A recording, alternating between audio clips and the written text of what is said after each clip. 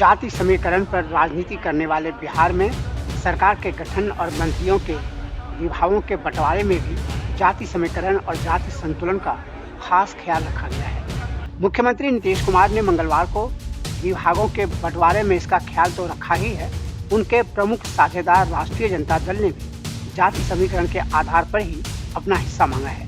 इसे ऐसे समझ सकते हैं कि मुख्यमंत्री नीतीश कुमार के कैबिनेट में ओबीसी यानी अन्य पिछड़ा समुदाय और ईबीसी यानी अति पिछड़ा समुदाय के 17, उच्च जाति के 6, अनुसूचित जाति के 5 और मुस्लिम समुदाय से 5 मंत्री बनाए गए हैं।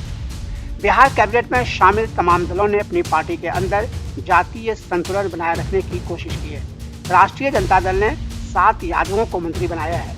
इसके अलावा राजद कोटे से मुस्लिम 3, अति पिछड़ा 2, अनुसूचित जाति 2, कुशवाहा 1, भूमिहार 1, राजपूत 1 और वैश्य 1 मंत्री बने हैं। जनता दल यूनाइटेड यानी जेडीयू की तरफ से कुर्मी 2, यादव 1, मुस्लिम 1, अति पिछड़ा 2, अनुसूचित जाति 2, कुशवाहा 1, भूमिहार 1, ब्राह्मण 1 और राजपूत 1 मंत्री बनाए गए हैं। वहीं कांग्रेस ने 1 मुस्लिम और 1 अनुसूचित जाति के व्यक्ति को मंत्री बनाया है।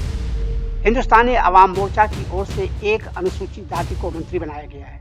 एक निर्दलीय जो कि राजपूत हैं, उनको भी मंत्री बनाया गया है। बता दें कि मंगलवार को बिहार सरकार का विस्तार हुआ। कुल 31 मंत्रियों को पद और गोपनीयता की शपथ दिलाई गई और विभागों का बंटवारा भी उसी दिन। लेकिन लोग चौंक गए जब लालू यादव के बड़े बेटे यानी उप मुख्यमंत्री तेजस्वी यादव के बड़े भाई तेज प्रताप यादव को पर्यावरण, वन एवं जलवायु परिवर्तन विभाग दिया। इन विभागों को महत्वपूर्ण नहीं माना जाता है। राजनीतिक पर्यवेक्षकों का कहना है कि तेज प्रताप का डिमोशन है, क्योंकि पिछली बार नीतीश कुमार ने उन्हें स्वास्थ्य मंत्रालय दिया था। इस बार ये विभाग तेजस्वी यादव ने खुद अपने पास रखा है। इस सरकार के टिके रहने और जाति समीकरण को ठीक से साधने पर ही आरजेडी और जेडीयू का महागठबंधन लोकसभा चुनाव 2024 में बिहार बीजेपी को चुनौती देने की स्थिति में होगा। इसलिए जिन जातियों की जनसंख्या जैसी है या जिसका राजनीति में जोर जितना है, उस आधार पर ही उसे मंत्रिमंडल में स्थान दिया गया है।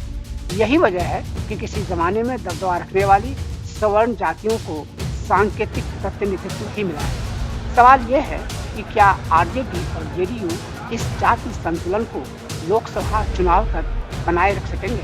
इसके अलावा एक सवाल और ये भी है कि जिन जातियों का प्रतिनिधित्व कम हो गया है, क्या नीतीश कुमार उन्हें साधने के लिए निकट भविष्य में कोई बड़ा कदम उठाएंगे?